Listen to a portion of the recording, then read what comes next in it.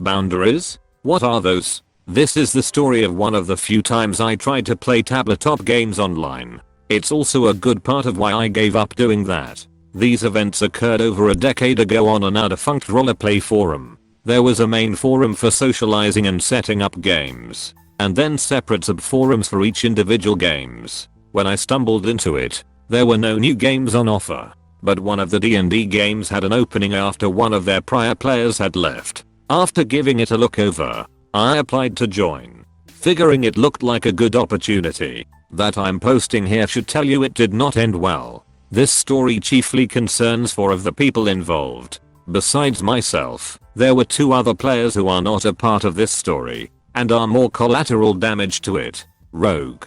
Male rogue, played by a male player, generally played as a scoundrel with a heart of gold, and with a quip for every occasion. Pally, female paladin, played by a female player, generally played as bookish and socially awkward, but with a heart full of burning justice. Creep. Female rogue, played by a male player, attempted to be played as a light-hearted joker, but it didn't quite come off as intended. Character was also openly gay. You can see the red flag already. GM. A friend of Creep by some prior association, and seemed to have set up the game largely for their benefit.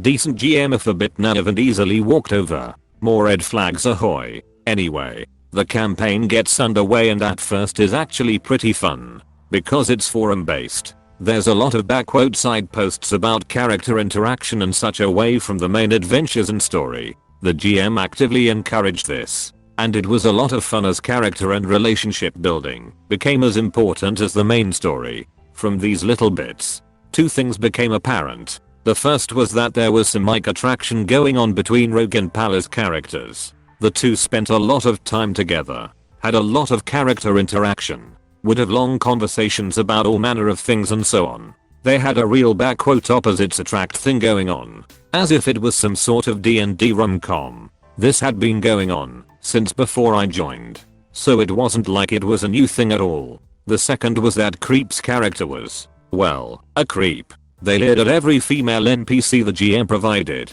and there were a lot of those. They made comments about how sexy and hot characters were. They made jokes about sneaking into people's places to watch them sleep, and so on. It didn't help that the player was a creep out of character as well, making jokes about how the female characters should dress sexy or do things like go to dungeons dressed as French maids. The other thing was that Creep has an crush on Pally, so they would try to get romantic with the character, but in the most awkward and uncomfortable ways possible. I recall one exchange where Creep's character gave Pally a lock of their hair and suggested that she tie it into this, so I will always be with you. Yes, that creepy. The big thing is that they had either missed or were deliberately ignoring the character interaction between Rogue and Pally. This came to a head when Rogue and Pally declared their love for each other in an appropriately overly dramatic moment. And then in the out of character subforum, Creep's player exploded.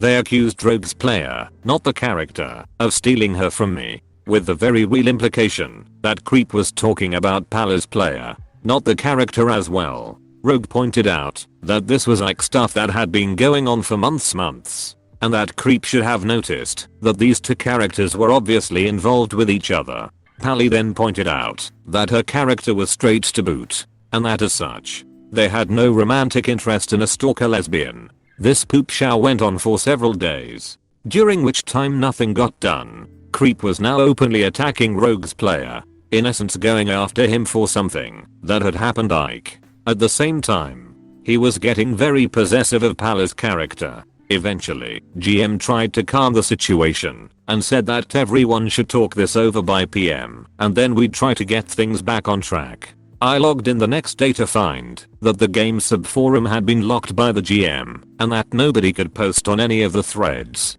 There was a post from the GM saying that they had to close the game because 2 of the players had become too disruptive and were creating an uncomfortable environment for the other players. This was followed by another post from Creep's player who accused the other players of being homophobes who had shamed him for playing a lesbian.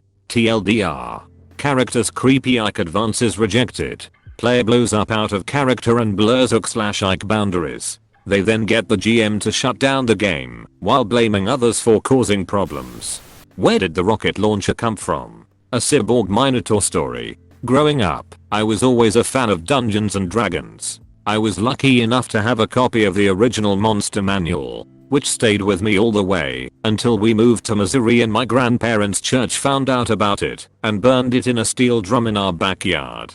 Anyways, in high school I decided I wanted to try playing D&D, and I asked my few friends if they would be interested in it. Everyone agreed that D&D sounded fun. So I took on the role of DM, and we started researching into how to play, what materials we'd need, etc. I poured my heart and soul into crafting a world that my friends would enjoy. I didn't create a specific story. Rather, I made multiple areas that my friends could explore without placing any obvious paths for them to feel railed into. Our story used Forgotten Realms as a setting, but I'd created an island nation for the purposes of our game, especially since I was Ming and wanted things to stay somewhat simple for myself so I wouldn't be overwhelmed.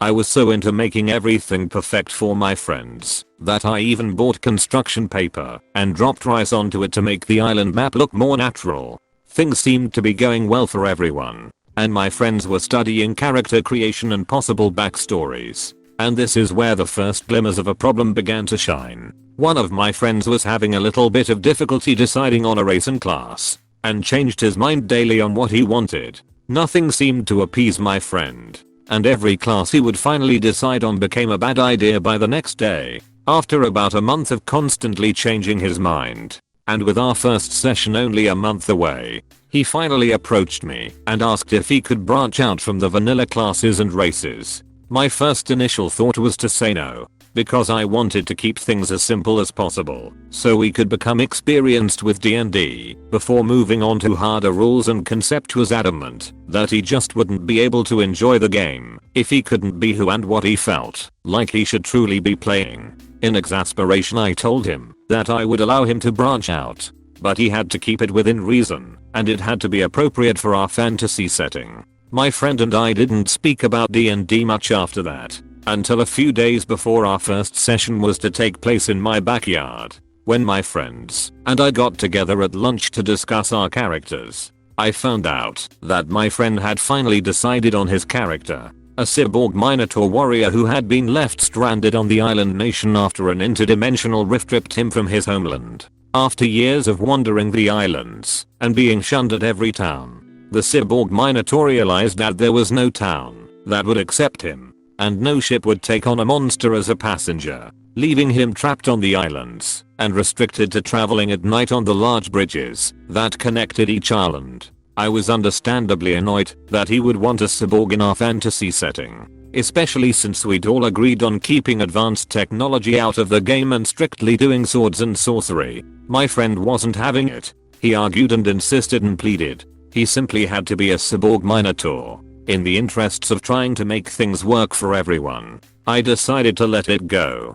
Come the day of our first session, I set up a table outside under the trees on a warm Southern Californian summer day and set out the soda, chips, and pizza that I'd purchased. My friends arrived and we set up the board, got out our dice, and began to play. Right from the beginning I knew my friend was going to ruin things for us. If there was a wooden door, he would say he didn't need to roll, because a 600-pound Cyborg Minotaur versus a wooden door is no contest, even if it's locked. When the party decided to explore a cave, he blundered into a room full of sleeping goblins and then wanted to step on the head of one of the goblins to wake the rest up. When it turned out that the goblins were trying to flee from their mutated and Smouth-esque goblin mutants who were flooding the lower caverns, he decided to kill them all because they were goblins.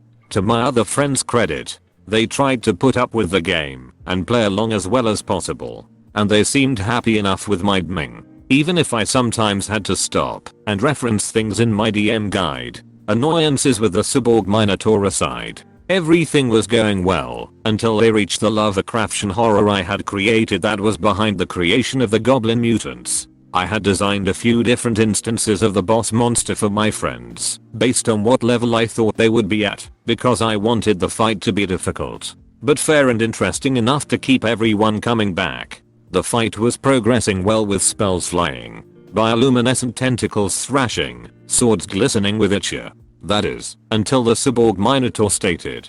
And now for my secret weapon. My arm suddenly splits down the middle, revealing the rocket launcher I've concealed in my arm all along. I raise my arm at the boss and fire a devastating attack that he can't avoid because rockets travel too fast to avoid. This was the last straw, and the game swiftly devolved into arguing over his rocket launcher and how stupid it was to have a Cyborg Minotaur in the game anyways. I'll admit I could have been a little more polite, but his cavalier attitude towards our wanting to have a fun D&D session just set me off. Our first session ended due to this after 5 hours, and we never played again. My other 2 friends and I still wanted to play, but we didn't want to do it if it meant excluding our friend. Even though he was the cause of our game ending in the first place. We ended up parting ways towards the end of senior year. I have more stories about this friend and his hijinks after high school, when we reconnected at my coworker's house for late night magic, the gathering. If you'd like to hear them, let me know.